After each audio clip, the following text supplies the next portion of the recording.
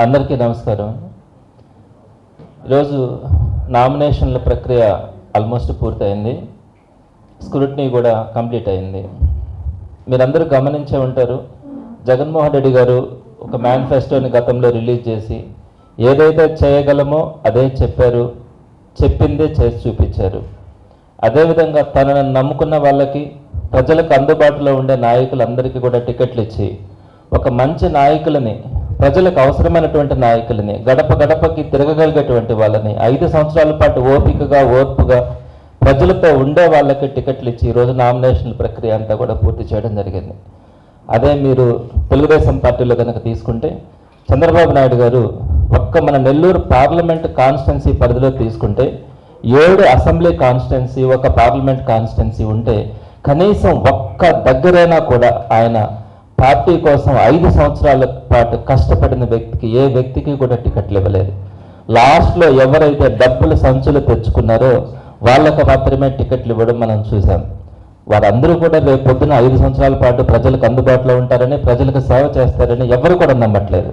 ప్రధానంగా నెల్లూరు సిటీకి వచ్చేటప్పటికి నారాయణ గారు గత 5 సంవత్సరాల్లో కోవిడ్ లాంటి మహమ్మారి మనల్ని బాధ పెట్టినప్పటికీ కూడా 4.5 సంవత్సరాల పాటు అడ్రస్ లేడు.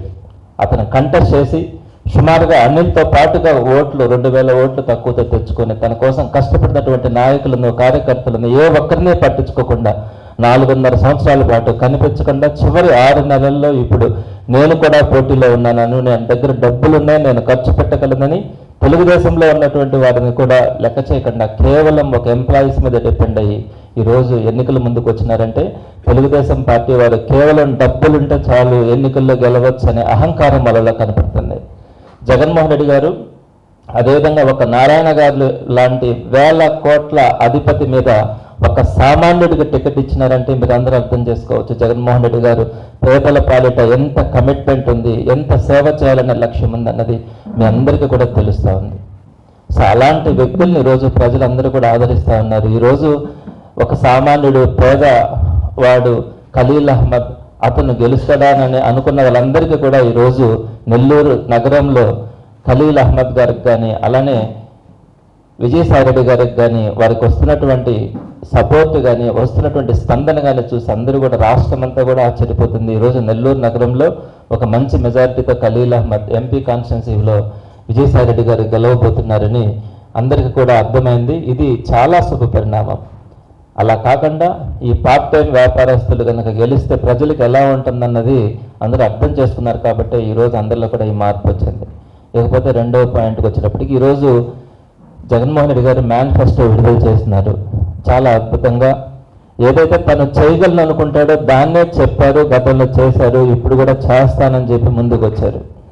మీరందరూ కూడా గమనించి ఉంటారు, గతంలో 2 సంవత్సరాల క్రితం చంద్రబాబు నాయుడు గారు, జగన్మోహన్ రెడ్డి గారు అభివృద్ధి, సంక్షేమం 2 చేస్తామన్నప్పుడు పేదలకి ఇన్ని వేల కోట్లు దోచి పెడతా ఉన్నాడు. ఇలా చేస్తే మన ఆంధ్రప్రదేశ్ మరో శ్రీలంక, మరో నైజీరియా లాగా ఈ రాష్ట్రం అడుక్కు తింటుందనే పదాలు చంద్రబాబు నాయుడు గారు మాట్లాడారు. అయితే అందరూ కూడా అనుకున్నారు చంద్రబాబు నాయుడు గారు పెద్ద మేధావి కదా, ఆయన చెప్పినట్టు జగన్మోహన్ రెడ్డి గారు ఈ పథకాలన్నీ ఇవ్వలేడేమో, రాష్ట్రం అప్పుల పాలవుతుందేమోనని. కానీ జగన్మోహన్ రెడ్డి గారు ఎక్కడా కూడా గవర్నమెంట్ని నీట్గా రన్ చేస్తూ చంద్రబాబు నాయుడు గారు చేసిన అనవసరమైనటువంటి అప్పుల కంటే కూడా చాలా తక్కువ స్థాయిలో అప్పులు కూడా చేయడం కూడా జరిగింది.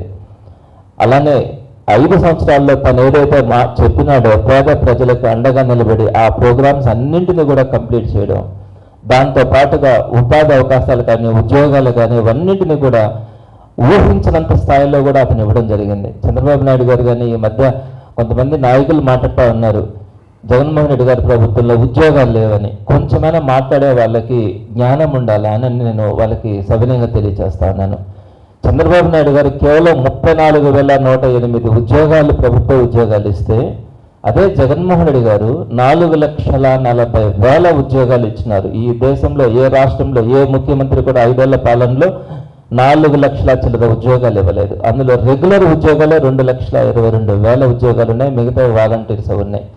34,000 ఉద్యోగాలు ఇచ్చిన వ్యక్తి, 4 లక్షల ఉద్యోగాలు ఇచ్చిన వ్యక్తిని నువ్వు ఉద్యోగాలు ఇవ్వలేదు అంటే జనాలు ఏమనుకోవాలి, మనం ఏం మాట్లాడగలం?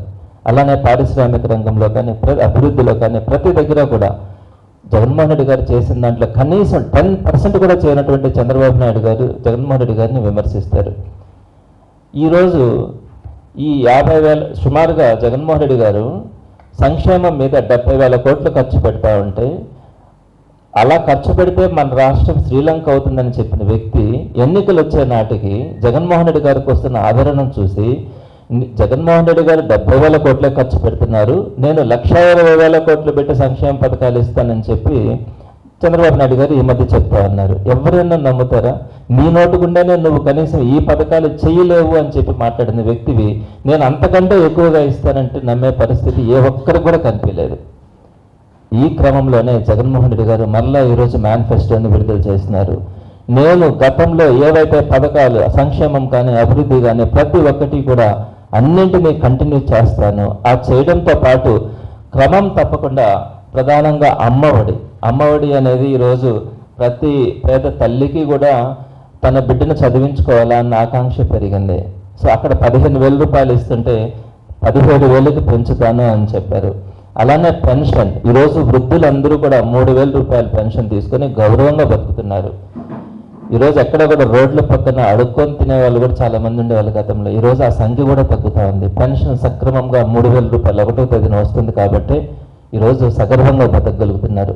వాళ్ళకి కూడా 2 దఫాలుగా 3,500కు పెంచుతానని చెప్పి మాటలో కూడా స్పష్టత ఉంది. 2 దఫాలుగా పెంచుతానని చెప్పారు. అలానే రైతు భరోసాను కూడా 13,500 గతంలో ఇచ్చాను, ఇప్పుడు నేను 16,000కు పెంచుతాను అని చెప్పారు.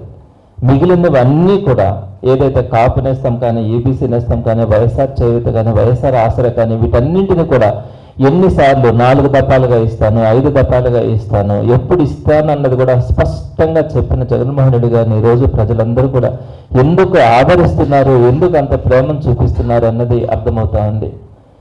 అదే చంద్రబాబు నాయుడు గారి మాటల్లో కానీ హామీల్లో కానీ ఎప్పుడు కూడా ఏది కూడా స్పష్టత ఉండదు. ఎంతమందికి ఇస్తారో చెప్పరు, ఎప్పుడు ఇస్తారో చెప్పరు.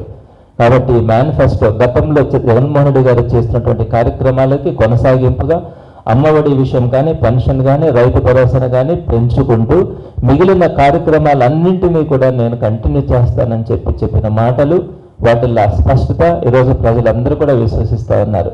మీకు అందరికీ తెలుసు, చంద్రబాబు నాయుడు గారు గతంలో కొన్ని మాటలు మాట్లాడుతూ ఉంటారు. టీవీలు పెడితే మనకు అయ్యే కనపడతాయి.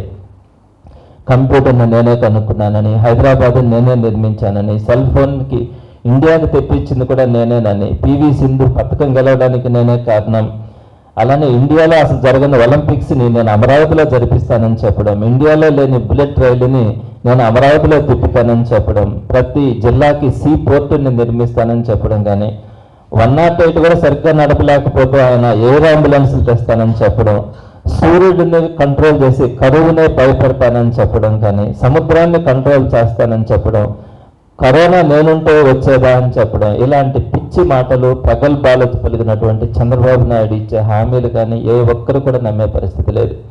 ఆయనకి తోడు ఇక్కడ నెల్లూరులో నారాయణ గారు ఉన్నారు. పచ్చి అబద్ధాలు. నేను గతంలోనే చెప్పాను, 5,200 కోట్ల రూపాయలు ఖర్చుతో నేను నెల్లూరుని అభివృద్ధి చేశాను అని చెప్తున్నావు. నెల్లూరు నగరంలో నువ్వు పోటీ చేస్తున్నావు. 5,200 కోట్లకి దాపుల్లో కూడా నువ్వు కనుక స్టేట్ గవర్నమెంట్ నుంచి నువ్వు ఫండ్స్ తీసుకొని వచ్చి వాటిని కంప్లీట్ చేసి ఉంటే నేను రాజీనామా చేస్తానని దాన్ని కూడా నువ్వు చెప్పలేదు. ఎందుకు ఇలాంటి అబద్ధాలు, ఇలాంటి పచ్చి మోసాలు ప్రజల్ని మభ్య పెడతారని చెప్పి నేను వారిని సవినయంగా కూడా కోరుతా ఉన్నాను. నారాయణ గారు, మీరు వ్యాపారం చేసుకుంటున్నారు, విద్యా సంస్థలు నడుపుతున్నారు, నేను గౌరవిస్తాను. మీరు స్టేట్ లెవెల్లో ఎదిగారు వ్యాపారంలో, నేను దాని గురించి మాట్లాడట్లేదు. కానీ మీరు ప్రజలకు సంబంధించి మీ దగ్గర కొంచెం కూడా మానవత్వం కానీ, కనికరం కానీ, పేదవాళ్ళని కానీ ఇలాంటి ఆలోచన మీ దగ్గర ఉండదు. మీరు రాజకీయాల్లో కనీసం మిమ్మల్ని నమ్ముకున్న వాళ్ళకి రేపు 5 సంవత్సరాల పాటు అండగా నిలబడతాననే మాట మీరు చెప్పలేరు. అలాంటి వ్యక్తి మీరు రాజకీయాల్లో అబద్ధాలు చెప్తూ నేనే చేసినాను అభివృద్ధి, నేను లేకపోతే అసలు నెల్లూరే లేదు అనే విధంగా మీరు మాట్లాడుతూ ఉంటే ప్రజలు అసహించుకుంటా ఉన్నారు. ఈరోజు మొదట్లో మీరు చెప్పిన మాటలు, చంద్రబాబు నాయుడు గారు చెప్పిన మాటలు లాగానే మీ మాటలు అందరూ కూడా నిజమేనేమో అని అనుకొని ఈరోజు అసలు నారాయణ గారు ఏం చేసినారంటే ఏది కనిపించట్లేదు, అప్పులు పాలు చేయడం తప్ప. అలాంటి వ్యక్తికి రోజు ప్రజలు ఎవరూ కూడా ఆలోచిస్తూ ఉన్నారు. ఇలాంటి వ్యక్తినే మనం గెలిపించుకోవాల్సింది. రేపు పొద్దున ఇతనితో పాటు నిలబడితే కనీసం మనకు అండగా కూడా నిలబడ్డని ప్రజలందరూ కూడా ఆలోచిస్తూ ఉన్నారు. కాబట్టి చక్కని మేనిఫెస్టోని జగన్మోహన్ రెడ్డి గారు ఈరోజు విడుదల చేసినారు. మాట చెప్పారు, మాట తప్పరు, ఆ మాట మీద నిలబడతారు. అలాంటి జగన్మోహన్ రెడ్డి గారు ఇచ్చిన మేనిఫెస్టోతో మంచి నాయకులు 7 కాన్స్టిట్యున్సీస్లో కానీ, అసెంబ్లీ కాన్స్టిట్యున్సీస్లో, ఒక ఎంపీ కాన్స్టిట్యున్సీలో కానీ ఒక నిజమైనటువంటి నాయకులు విజయసాయిరెడ్డి గారు లాంటి ఒక గట్స్ ఉండే లీడర్ జగన్మోహన్ రెడ్డి గారి కష్టాల్లో కానీ బాధల్లో కానీ ఎప్పుడు కూడా ఒక కమిట్మెంట్ తీసుకుని నడిచినటువంటి విజయసాయిరెడ్డి గారిని ఎంపీ కాన్స్టిట్యున్సీకి మనకి ఇచ్చిన తర్వాత నెల్లూరు జిల్లాలో వైఎస్ఆర్సీపీ క్యాడర్ కానీ లీడర్స్ కానీ అందరూ కూడా ఉత్సాహంగా పనిచేస్తూ ఈరోజు అన్ని నియోజకవర్గాల్లో మంచి మెజార్టీతో గెలుపుకు అందరూ కూడా ప్రయత్నిస్తున్నారు, కష్టపడుతున్నారు, విజయం వైపుగా సాగిపోతున్నారు. వారందరినీ కూడా ప్రజలు గెలిపించుకోవడానికి ముందుకు వస్తున్నందుకు అందరికీ కూడా చేతులెత్తి వారందరికీ కూడా ధన్యవాదాలు తెలుపుతూ సెలవు తీసుకుంటున్నారు.